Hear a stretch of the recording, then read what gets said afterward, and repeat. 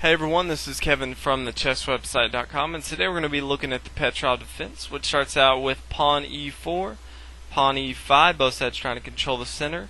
Knight developed to f3, central square. Black responding with knight f6, central square, both sides attacking and defending the center, and this is a mirror image from black, and this is done for a few reasons. A lot of GMs like this because it's a very drawish game, mirroring the other side at the beginning like this. A lot of other players do it to avoid the typical lines from the Roy Lopez, the Italian game, the Gioco piano that you'll see come about after most black players play knight to c6. So a kind of a change in pace, and we're going to go over today the three common lines that you will see and how both sides should react when you do come across them. The first one that you will see more often than not of the three is knight to e5, captures on e5. And if you look at it right away, it looks very tempting for black to recapture on e4, trying to equalize the material right away. But this is going to be a huge mistake. If you play as black, you don't want to do this, and if you play as white, we're going to show you how to take advantage of this mistake. You can simply play queen to e2, attacking this knight. If the black then responds to f6, thinking that after he's equalized in material, he can just go back to his normal square of f6. Now white can bring his knight to c6 with a discovered attack on the king and winning this queen. Even if the queen moves to e7, defending the queen check, white can still capture with his knight. If he doesn't move his knight back to f6, white's still going to be up in material by at least a pawn. If black tries to move like d5, adding protection on his knight on e4, white can now come add more pressure with a move like d3. Then if black tries to push the game with a move like queen to e7, counterattacking our knight on e5, we can completely disregard this, take with our pawn, and after he takes our knight, we can capture on d5 safely, knowing that he can't take our pawn because our queen is eyeing down his king. He can exchange queens, or doesn't have to, but either way we're going to be up in material by at least a pawn, which is a very good game for white. So if you do in the beginning see white capture on e5, do not take right away. Instead, you want to play d6. And what this does is it forces white to move and then allows black to capture on e4 safely. So many times you'll see knight to f3 and then black can come to e4. And from here there's a few options that white has. One that you'll see a lot is pawn to d4, trying to solidify the center. And from here black's going to continue to push with pawn to d5, keeping white from pushing down any farther, and at the same time solidifying his knight on e4, making it very difficult for white to push it away right away. Sometimes though you may not see d4, you may see a move like knight to c3. And from here black has the option, if he wants to open up the game, remember this is a very drawish game, but if he wants to open up the game, a lot of players that, especially for white, they'll make this move because they want to instead make it drawish, make it very aggressive.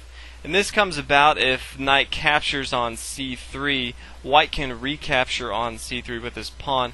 A lot of times you'll see it more often in the Roy Lopez exchange variation, but if there's double pawns on the c2 and c3, or even on the black side of c7, c6, more than likely that side is planning to castle on the queen side.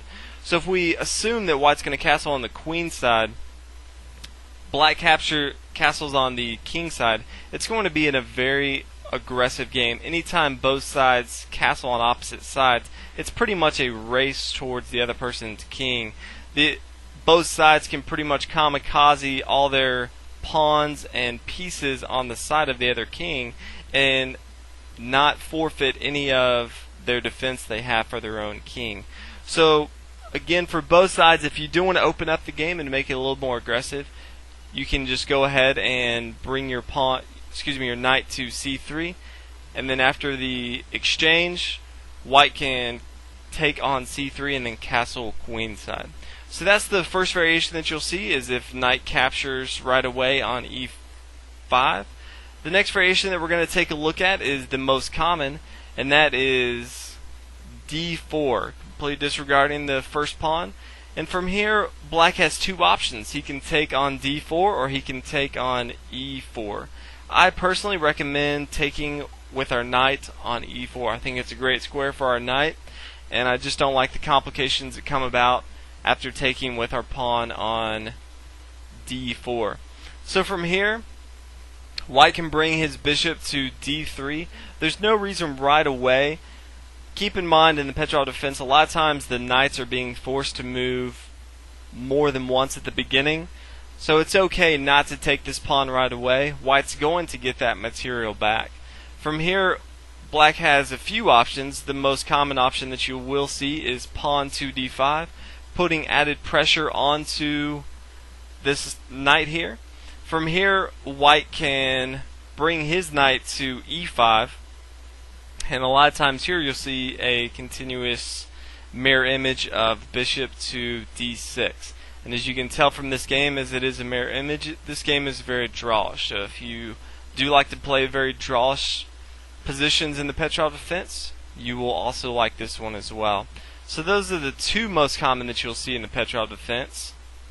Next, we're going to take a look at the third and last one that you will see.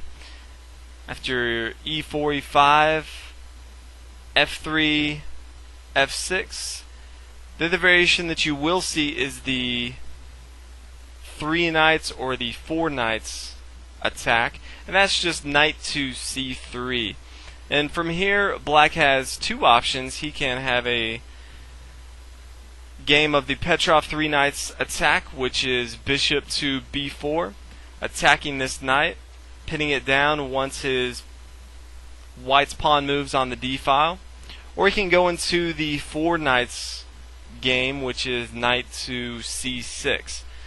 So a lot of players will play this knowing that their opponent is going to get into the 4 knights game, where if they played the Roy Lopez and started out with their knights on f3 and c6, more than likely they know it would not get to the 4 knights game. But if a black player is very fond of the 4 knights game and wants to get there, more than likely he's going to try to get there using the Petrov defense. Instead of starting with knight c6, he's going to first start out with knight f6, and then after the knight to c3, he's then going to move his knight to c6. From here, white has a lot of different variations. You can study up on the 4 knights game. He can even go into the Halloween Gambit. But there are a lot of different variations in the 4 knights game that vary from any other game that you will see. So, hope you guys enjoyed the Petrov defense video. If you haven't already, please subscribe. If you haven't checked out the website, www.thechesswebsite.com, make sure you check it out. Thanks for watching, and I'll see you guys next video.